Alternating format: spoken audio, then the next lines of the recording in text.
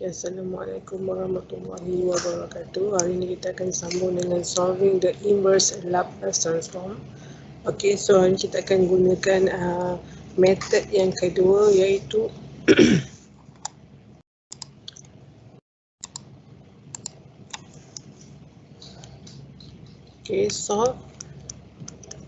solving inverse Laplace transform using partial fraction method. Okay. Jadi sebelum kita masuk kepada how to use this method, we have to know about the table. About this table. Okay, this table shows that for the first column shows the form of rational function, and at the second column shows the partial fraction decomposition. Okay, yang di bahagian bawah ni kita namakan sebagai denominator. Okay, bahagian bawah ni kita namakan sebagai denominator. Okay, so denominator ni dia ada empat bentuk di sini. So yang pertama adalah linear function. Linear function ni dia boleh difaktorkan lah. Boleh ditulis dalam bentuk pemfaktoran. So bila kita boleh tulis dalam bentuk pemfaktoran di sini, dan kuasa setiap bahagian ni tidak lebih dari satu, itu dinamakan linear function lah. So linear function, bila kita nak tukar kepada partial fraction decomposition, kita just pecahkan ikut berapa faktor yang ada. So macam ni kita tengok ada dua faktor, jadi dia hanya ada dua lah, A dan juga B lah. Di mana A per X tolak A untuk yang pertama, dan B per X tolak B untuk yang kedua. Okay.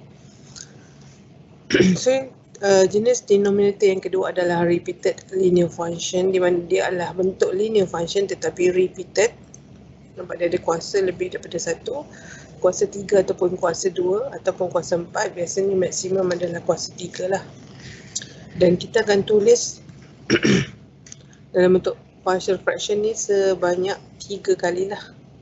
Di mana A yang pertama adalah X tolak A tanpa kuasa ataupun hanya berkuasa 1, B X tolak A berkuasa 2, dan C X tolak A kuasa 3. Okay, so the third denominator adalah quadratic function, di mana quadratic ini tidak boleh difaktorkan, dan kita akan tulis AX plus B. So yang denominator ni kita just gunakan denominator yang ada. So yang ketiga, dia ada dua faktor yang berbentuk dua denominator berbentuk kuadratik lah. So yang ni kita pecahkan pun ikut ni kuadratik, ini dalam ikut kuadratik lah. So itu adalah table yang kita perlu tahulah. Jadi how to use this table ataupun how to solve this Laplace inverse transform ni menggunakan kaedah partial fraction. Kita merujuk pada example lah. So example, so first example, so dia akan tanyalah determine the inverse Laplace transform. So ILT, saya short form kepada ILT lah. So soalan dia bagi dalam bentuk FS. So yang dia nak, kita akhirnya akan dapat jawapan dalam bentuk FT lah. So itu yang dinamakan Laplace inverse. Okay, daripada FS nak dapatkan jawapan dalam FT. So untuk yang pertama, FS adalah 3S tambah 2 per S squared minus 3S plus 2. Okay, if we look at this question, perkara pertama yang kita kena lihat adalah di bahagian denominator. So this is the denominator. This denominator adalah dalam bentuk quadratic function. So untuk quadratic function, kalau kita boleh factorize kan, kita factorize kan lah. Kalau tak boleh, itu yang kita akan gunakan yang ketiga dengan keempat. Tapi kalau kita boleh faktorkan, dia mungkin akan jadi linear function ataupun repeated linear function. So kita tengok boleh tak difaktorkan. So untuk tengok boleh difaktorkan ke tak, kita gunakan kalkulator lah. So bila kita gunakan kalkulator,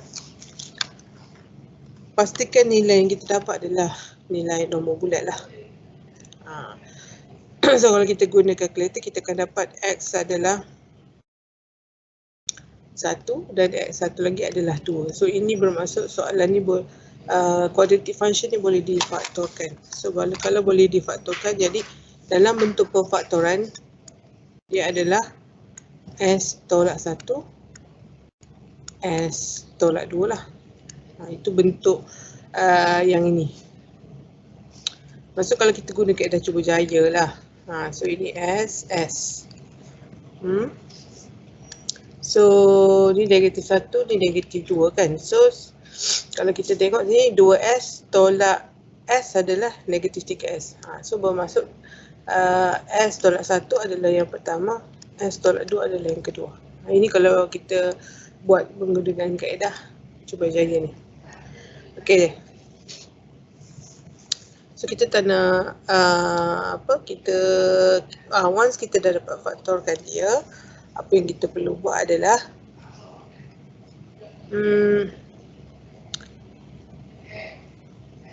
kita akan salin balik nanti lah. Ini kalau kita tulis dalam bentuk pemfaktoran. So Fs adalah yang ini. So bila kita dah ada dalam bentuk pemfaktoran ni ataupun linear apa kita panggil ni? Yang pertama ni linear function ni, kita akan pecahkan dia menjadi 3S tambah 2 per S tolak 1 S tolak 2. Kan kita dah jadikan ni macam ni. Therefore kita pecahkan satu jadi A, satu lagi untuk B. Jadi pula untuk sini. Boleh faham sampai sini ya? So this is A over S minus 1 and this is BS minus 2. So mana datang S tolak 1, S tolak 2 ni? Ini datang daripada sini ni. Yang kita dah faktorkan tadi. Ni kita dah faktorkan lah. So selepas itu apa yang kita perlu buat adalah kita mesti samakan pembawah. Pembawah dia kalau kita tengok ini S tolak 1, ini S tolak 2, dia ada. Jadi sebenarnya kat sini dia kena darab S tolak 2 ni lah. So bila bawah ni darab S tolak 2, yang atas pun akan darabkan dengan S tolak 2 lah. So ini akan jadi A S tolak 2 tambah, so B sini S tolak 1, jadi dia kena darabkan balik dengan S tolak 1. That's why B ni akan darab S tolak 1. So ini 3S tambah 2. Okay, since pembawah dah sama, kita tak perlu tulis lah. Sebab kita bila denominator tu dah sama, kiri dan kanan ni, kita akan comparekan value yang atas. So how to compare the value adalah kita kena kembangkan. So ini adalah 3S tambah 2 sama dengan, so perlu kembangkan yang ini semua. AS tolak 2A tambah BS tolak B. Bila kembangkan, kita akan satukan dia punya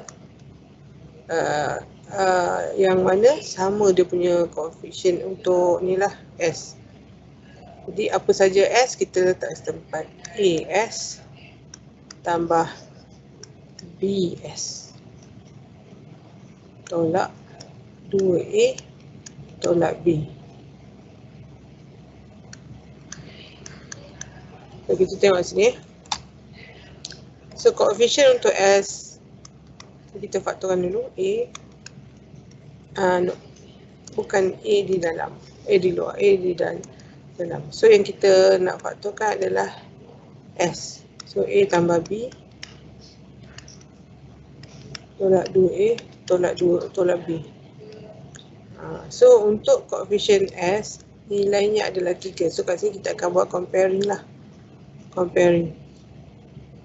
Di mana A tambah B untuk ni lah S, A tambah B sama dengan 3.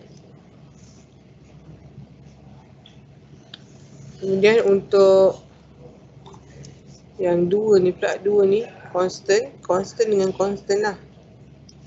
Okay, 2 negatif 2A tolak B sama dengan 2. So ini adalah equation pertama, ini adalah equation kedua. Dah dapat sini. So kaedah comparing lah, kita jadikan A atau B ni sebagai perkara rumus dan substitute dalam 2 untuk dapatkan nilai yang kita nak dapat tu. Kemudian kita substitute balik. Tengok macam mana So untuk daripada form 1, A sama dengan 3 tolak B. Macam tu kan. Okay, sub A into 2. Iaitu negatif 2 kali 3 tolak B sama dengan 2. Negatif 6 tambah 2B tolak B sama dengan 2. Tengok 2B tolak B, B. Negatif 6 pindah sebelah jadi 2 tambah 6. Iaitu 8. B adalah 8. Macam tu. So ini kita boleh tulis sebagai comparing.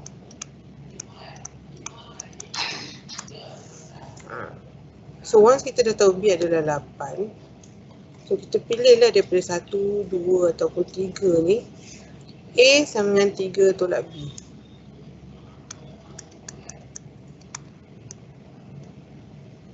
So 3 tolak 8. Negatif 5. Okey, sampai sini kita dah dapat nilai A dan B. So once kita dah dapat nilai B, kita susunlah balik. Di mana Fs kita A per S tolak 1 kan, tambah B per S tolak 2. Kita gantikanlah. A adalah negatif 5 per S tolak 1 tambah 8 per S tolak 2. So sampai sini, barulah kita akan masuk Laplace punya kaedah. So ini adalah kita nak mencari nilai AB ni. Ini adalah kaedah partial fraction. Yang ini adalah kaedah yang you all pun pernah jumpa sebelum ni masa Mat 2 itu. So bila kita dah ada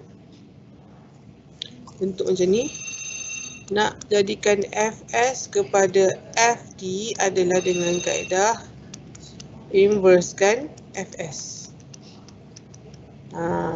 So kita kena inversekan Fs kita lah. Iaitu kan inversekan negatif 5 per S tolak 1 dan juga 8 per S tolak 2. Ini yang kita nak inversekan. So ini bila kita dah dapat macam ni, kita keluarkan negatif 5. So inversekan 1 per S tolak 1. So inversekan. Sampai sini sebenarnya kita dah kena rujuk table, refer table. Okay. Kalau kita rujuk pada table, 1 per S tolak 1 adalah E kuasa T. So therefore negatif 5 tulis je.